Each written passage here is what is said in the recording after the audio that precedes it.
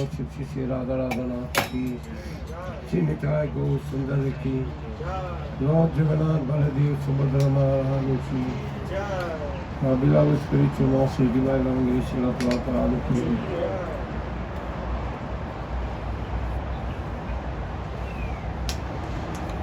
Nitai Go Premanande. Hare Krishna. Everyone say Hare Krishna. Hare Krishna. Krishna Krishna. Hare Hare. Hare Rama. Hare Rama. Rama Rama. Hare Hare. Thank you very much, dear devotees, for coming all the time. Very dedicated lot in the mission of Srila Prabhupada. No matter what, you still go for it. So that's very important. Enthusiasm, dedication and determination. Our topic for today,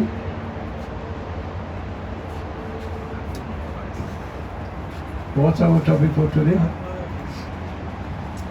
Dharma Defined. Dharma Defined. Meaning, the definition of Dharma. In our term, what Dharma means? Everybody knows about the word Dharma, isn't it?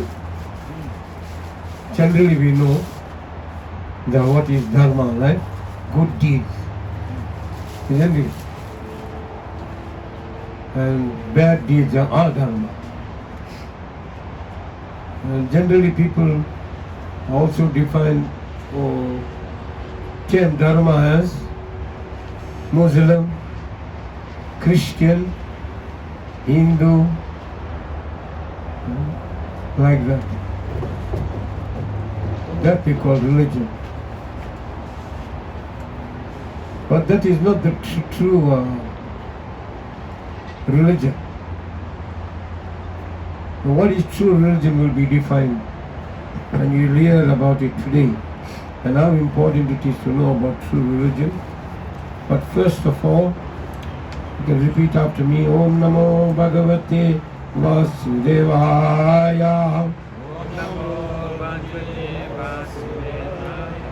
Om Namo Bhagavate Vasudevaya.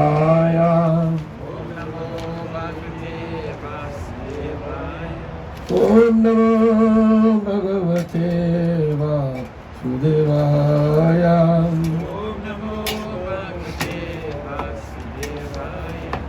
Om Ajnana Timirandasya Jnananjana Chalakam Chaksuranmilitam Yena Tasmai Shri Guruve Namah.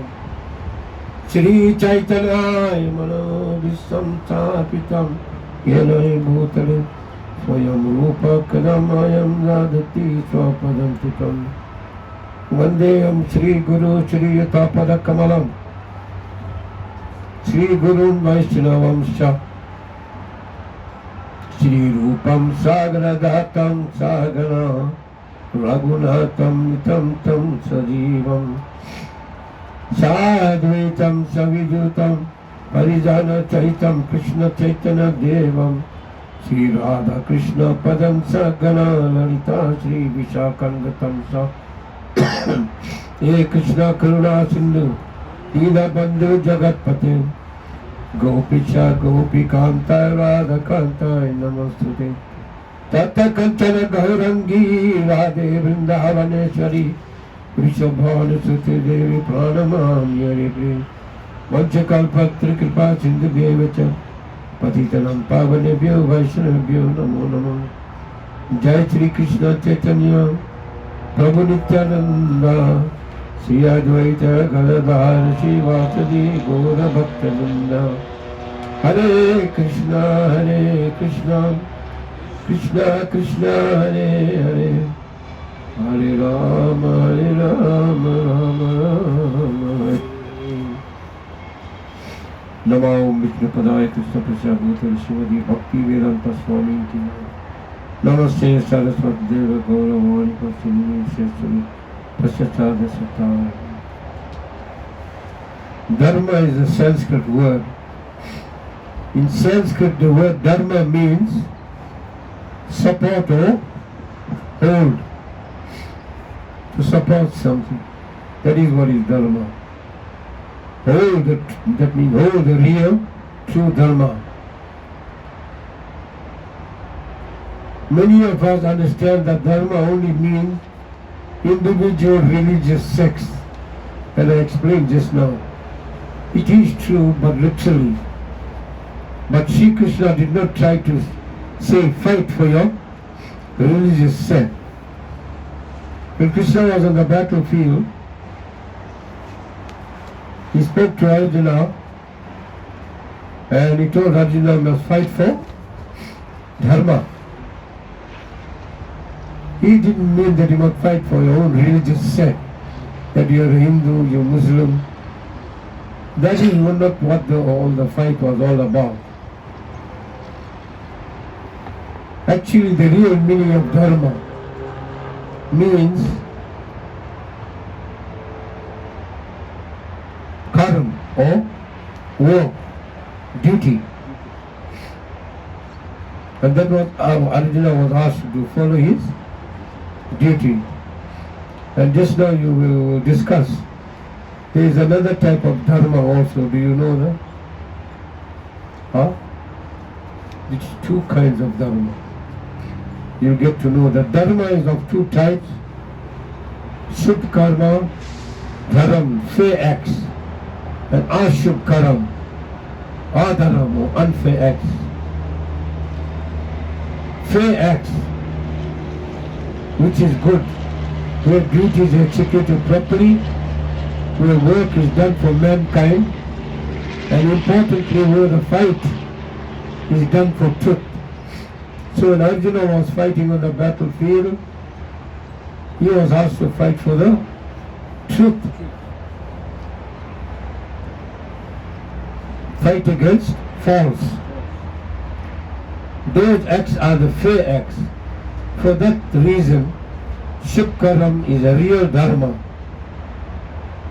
And then you get Adharma or Ashubh Karam or deed which is not good. An evil act where duties are not executed and ignored. When you ignore your duty and you do not execute it properly, that is called adharma. Your work is done with selfishness only. And in whose case was this? There was a selfish motive for war.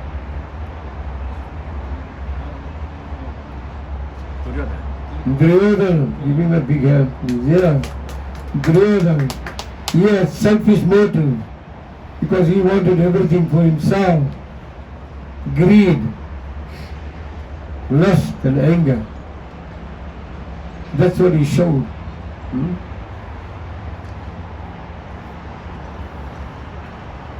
Those acts are unfair acts. Those who do fair acts or believe in fair acts, they are called, what are they called? If you do dharma, the person, what is he called? Dharmic. And those who do evil acts and for evil and unfair purposes, they are called adharmic. Dharmic persons walk in the path of truth. They never betray, indulge in sins. Just like Maharaj Yudhishthira was on the battlefield, he was a very truthful leader. You don't get those kind of leaders today, isn't it? You get all adharmic leaders.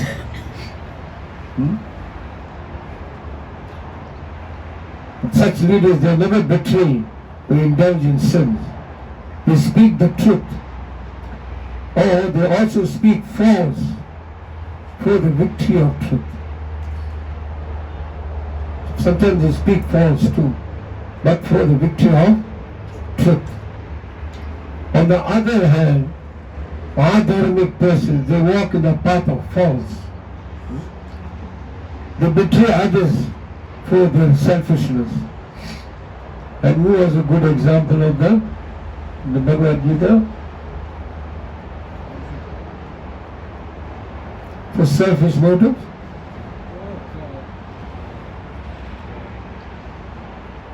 Duryodhana. Yes.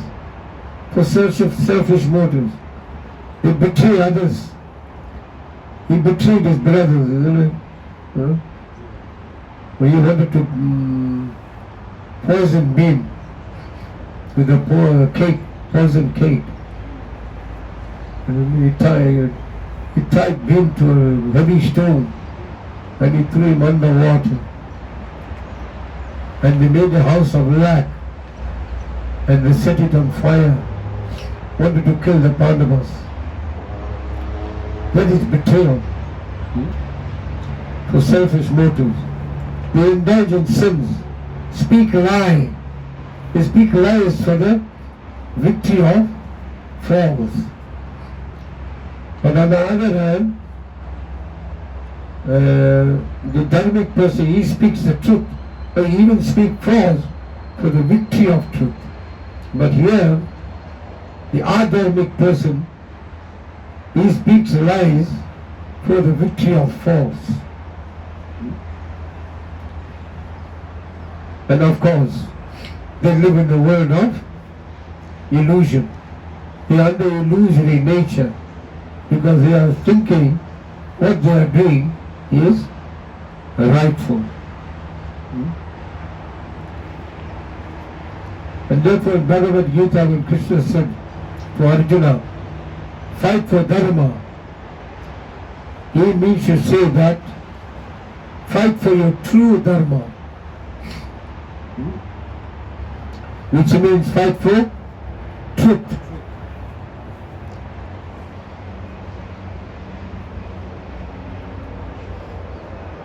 So that is why Maharaj Yudhishthira and Arjuna, the Pandavas, they were very dharmic. And in actual reality, Dharma means religion. And actual religion is a code of laws given by the Lord Himself. Anybody knows what laws the Lord had created in this material world? It's also Dharma. Anybody know? In chapter 4, verse 13.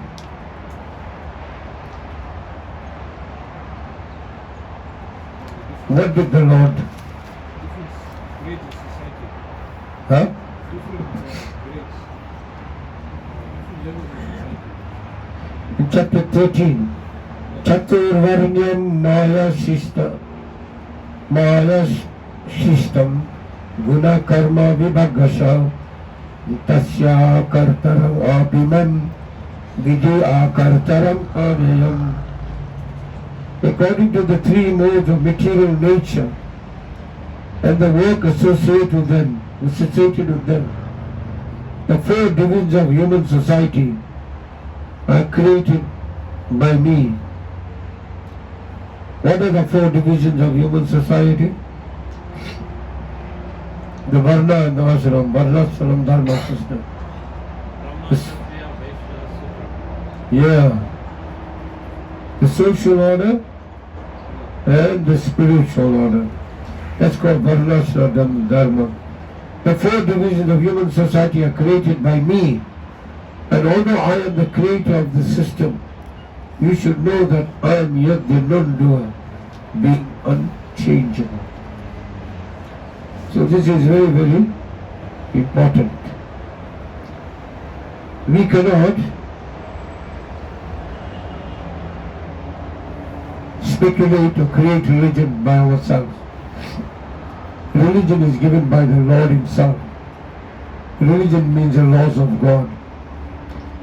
If we create our own religion, that is adharmic. Therefore we find Hindu, Muslim, Christian and all that. That is not true religion. That's created by mankind on the bodily platform. And therefore they have divided themselves on the bodily platform. And due to that kind of a religion which is called adharmic, they fight with one another on religious principles, so-called religious principles. They have religious wars, so-called religious wars. But those religious wars, they are not standing for the truth. Like right now, India and Pakistan fighting. What are they fighting for? They're fighting with each other for some land which doesn't even belong to them, which is unnecessary. Because they are thinking they are fighting on the principles of religion. But that is not true religion. True religion is given by law, by God Himself. Excuse me. And therefore one need to follow them. And then there are those who want to follow the path of Dharma. They must cultivate 10 characteristics of Dharma within. The first one is patience. If someone expects immediate results after starting the practice of Tantra, that would not be realistic. Therefore, be patient. Thus, Dharti or patience is the first characteristic of Dharma. So what is the first characteristic of Dharma? Patience. And the second characteristic of Dharma is Shama. Very important. What does Shama mean? Forgiveness. So therefore we must be ready to forgive. And then the third aspect of Dharma is Dhamma, or control of the mind.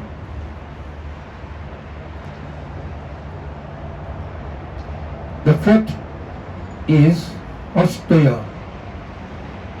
It means not to steal anything physically or mentally. So mentally too you can't steal. No? The fifth characteristic of Dharma is Socha. And this is of two types. External and internal cleanliness. That is Socha. External cleanliness refers to body, clothes and surroundings. Internal is that of the mind. Number 6, the sixth feature of is Indriya Nigraha. Indra means controller, head man or patriarch. There are 10 Indriyas or organs, 5 sensory and 5 motor. As they are called Indra, meaning dominating entity. The subtler mind of Atman is superior to these organs. The Indriyas are to be kept in check with their mental and spiritual power. This is why in dharmic life, the control of the organs is considered imperative. It means the organs of the body, seeing, touching, feeling, all that. You have to control that. Your tongue begins with your tongue. Okay? In the spiritual sphere, one will have to exercise control over the sensory and motor organ. 7. The seventh characteristic is D, or benevolent intellect. If human intellect is not channelized well, it becomes destructive. It corrupts and exploits society. It may even become a demoniac force. D means intellect. that helps regenerate society, which can benefit not only human beings but all beings. So your human intellect should be properly channeled. If it is not properly channeled, then you can misdirect society. Just like, for example, even a manager in a company, if he do not use his intelligence and channel his intelligence properly, the whole factory can go down. Isn't it? The whole company. You got to have a proper person to direct the company in the proper way. Anything for that matter must be properly directed. And then the eighth one is vidya, meaning internal assimilation of external objectives. It is of two types, vidya and avidya. Avidya is mainly concerned with external life, whereas vidya is concerned with internal life. Vidya helps human beings achieve success in spiritual sphere, whereas avidya is material sphere. Vidya means internal. It helps you in spiritual life, that kind of knowledge. And avidya means vidya, that external, that which helps you in material life. The ninth aspect is satya, or truth, and it is to be observed in your individual and collective lives. The last, but not the least, only thing it is. It never was discussed right in the beginning. Akrodha. What is akrodha? Anger. Don't become angry. A very subtle propensity. You should not be misguided or swayed by krodha or anger. Anger means you remain under the influence of nerve cells and fibers instead of being influenced by subtle layers of mind. It is therefore very dangerous. It takes you miles away from the truth and rules your mind completely. However, you may show anger to stop unholy activities of sinful people in society. This is called sentient anger. And who showed that kind of anger? Controlled anger. Who was that? Huh? No, Krishna. Huh? Not Krishna. Huh? Not Arjuna. Hanuman. Hanumanji. He showed anger for the right cause. He was out of anger, he went and burned Lanka. The whole of Lanka he burned. But for the right cause. But don't do it for the wrong cause. So these are the 10 characteristics of Dharma. Characteristics of Dharma, which is very, very important, and we can follow in daily life. But that is not the most, the very topmost thing for us to know. More important there is that what is real Dharma?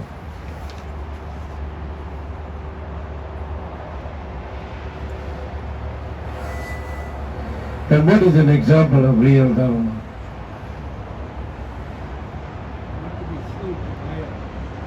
Huh? No, not to be fooled by Maya, that's in one sense. But real Dharma means anything done for Krishna. Everything must be done for Krishna. Even if you're fighting, you fight for Krishna. And who was that person who was asked to fight for Krishna? Arjuna. Arjuna was in the battlefield. He did not want to fight.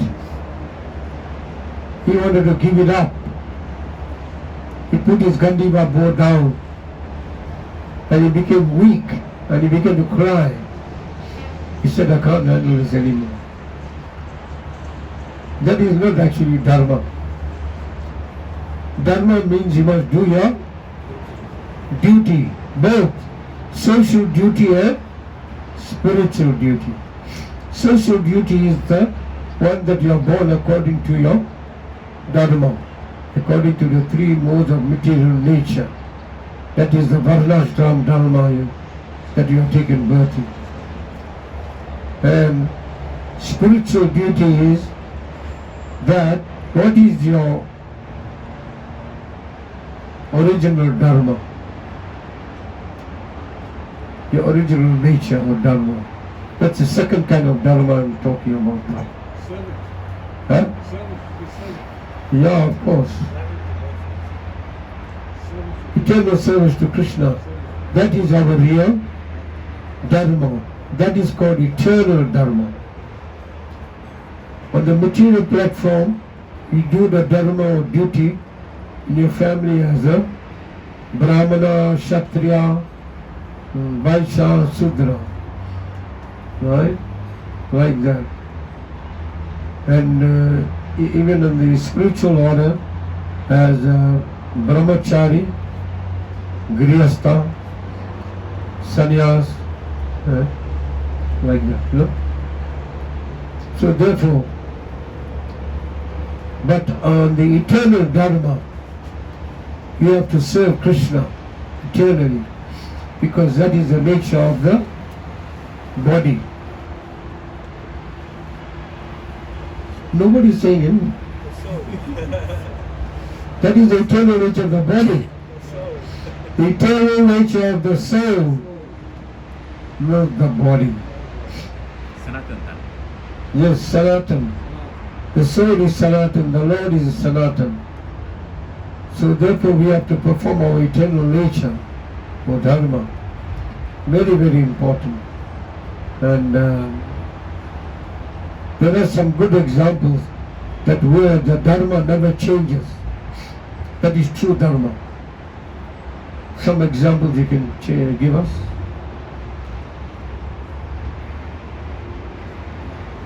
Huh? Sankirtan. Huh? Sankirtan. No. On the material platform, Oh, where the Dharma never changes.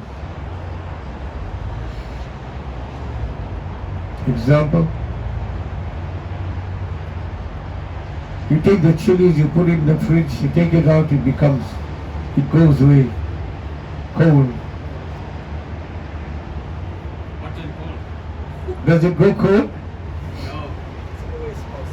The chilies can never get cold, whether you put it in the fridge or leave it outside. That is the Dharma of chilies.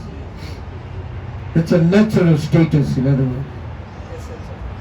And anything else that you know of in the material world that is as its natural status? Water. Water, give him a big hand. The Dharma of water is liquidity. You can't change the liquidity of water. Water is always liquid. You might think, yeah, we take it and put in the fridge, you go on. But take it out and leave it outside again, what happens? That's the nature of water.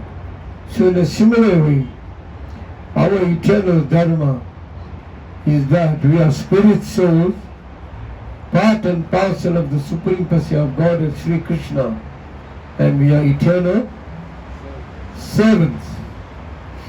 And therefore we need to serve the Lord on that platform, knowing our eternal nature, our eternal Dharma. We never knew this. Everyone are eternal servants. In actual reality, you know that. Nobody can claim that they are not servants. For example, the leaders of our society, what they are meant to do? Serve the nation. Huh? Serve the nation. Serve the citizens of the country. But are they doing that? Unfortunately not. The teacher is also a servant. Teaches a child. The mother is also a servant, serves the child. Isn't it? The father is also a servant, serves the family. Even the animal is also a servant. It serves its young. Everything in its nature are servants. But our original nature of servitude, that is that we are eternal servants of the Supreme Person of Godhead, Sri Krishna. So therefore we are meant to serve Him with love and devotion. You know, like that. That is real Dharma. So don't forget, there are two kinds of Dharma. That is your social Dharma and your spiritual Dharma. Social Dharma is according to your birth in the three modes of material nature, and your spiritual Dharma is that you are a spirit soul, part and parcel of the Supreme Person of God, Sri Krishna, and therefore you are meant to engage in devotional service to the Supreme Personality of Godhead. Is that understood about Dharma? Is it clear? So what is our real Dharma?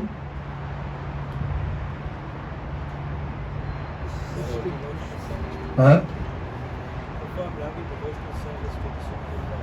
Yes, to perform loving devotional service to the Supreme Person of God. And why?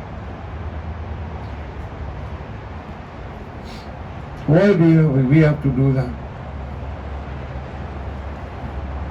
That's our constitutional position. Huh? Our constitutional position. Sorry?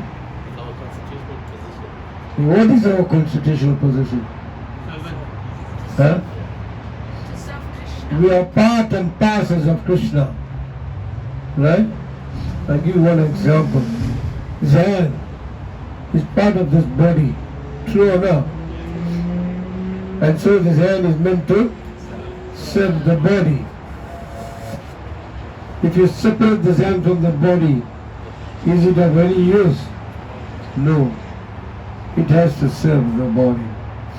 So similarly, because we are part and parcel of the Supreme Person of Godhead, we are all eternal servants of the Lord. And therefore, whether you like it or not like it, you have to serve the Lord through His devotees. If you do not serve God, then you serve Maya. That is the fact, or illusion. That is also Krishna's external energy. He's still a servant. He's serving Krishna's external energy, material nature. And thereby you suffer in the material world by serving Maya or illusory nature. But when you serve Krishna, that is our eternal nature, then we come out from the suffering of this illusory nature. Either way, you either serve, either way you are a servant. You either serve Krishna's material nature and struggle in the material world, or directly serve Krishna and save yourself from the struggle of this material world. So thank you very much. Hare Krishna. Srila Prabhupada ki, Ananta Kodi Vaishnava ki, please give me your blessing ki. Itago Premanande. Do you all like to comment? You might mention those 10 points again, characteristics of that. Okay. Just mentioning only the title. Yeah. He wants me to mention those 10 points of Dharma. We can do that. Very important points.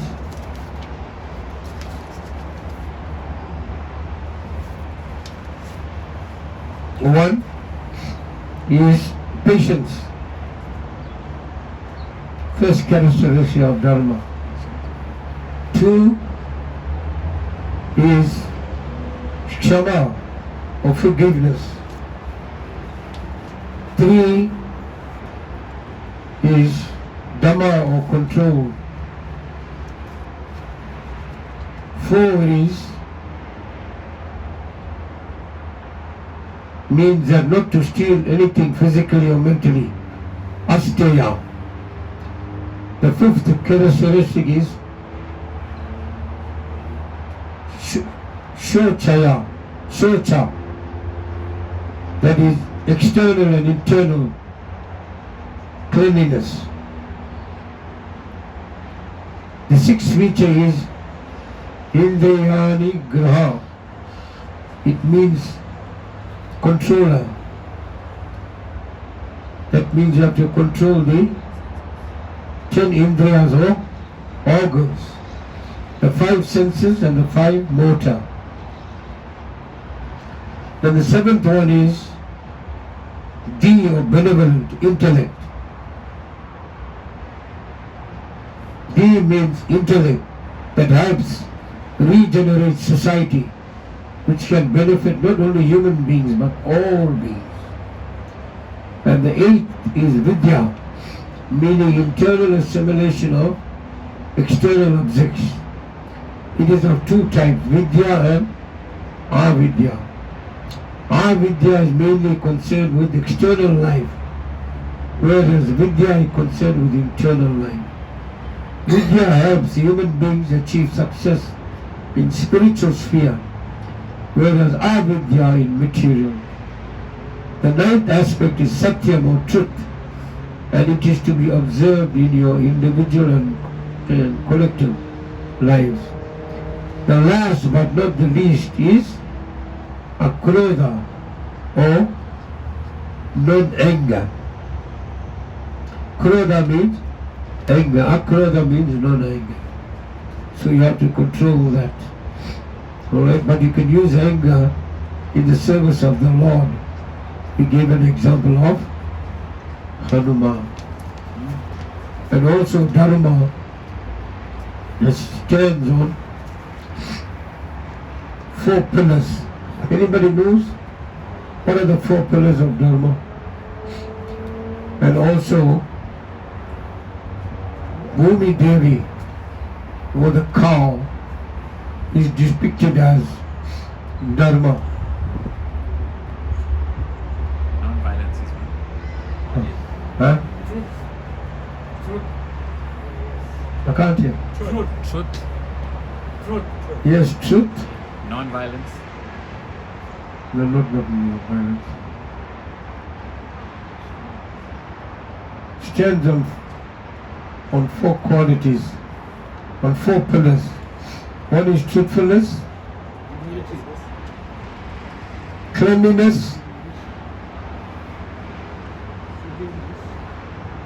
austerity, one more. Cleanliness, truthfulness, austerity. Righteousness. Huh? Righteousness. No. Penance. Penance. Penance is austerity. Determination.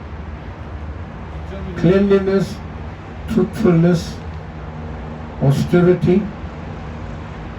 One more, I forget.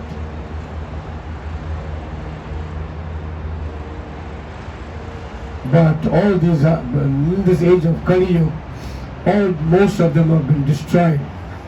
Dharma is only standing on one leg now. Right? Huh? Truthfulness. But the rest have been destroyed. And what destroys all of them? What destroys cleanliness? Huh? It's not compassion, but Huh? the other one is compassion. What? Compassion. Compassion. Okay, give him a big hand, please. Compassion. I got this app and it's like Yes, compassion. Yes, cleanliness is destroyed by, in this age of Kali Yuga, it has been destroyed by, huh? How it has been destroyed, cleanliness? Oh. Illicit sex activity. Illicit sex activity. And austerity, has been destroyed by? Laziness. Huh? Laziness. Gambling. Gambling. Intoxication. Intoxication. Yes, gambling, intoxication, all that. Right? Austerity is destroyed by that. And then we said, compassion. Or what compassion is destroyed by? Meat eating. If you're eating meat, you got no compassion at all. You're not compassionate. And the truthfulness is destroyed by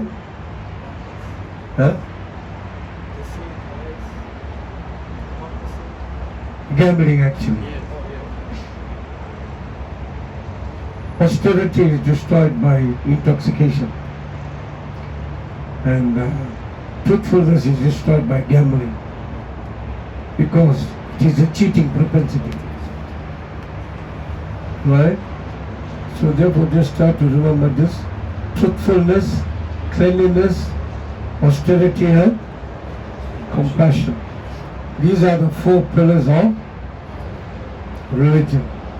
When that is destroyed completely, the 4th leg is the truth that is being almost destroyed now. Therefore you find Kali in such a state, and people are having so much of problem. If that is completely gone, you must know we are in full force of Kali. Any other thing you want to know?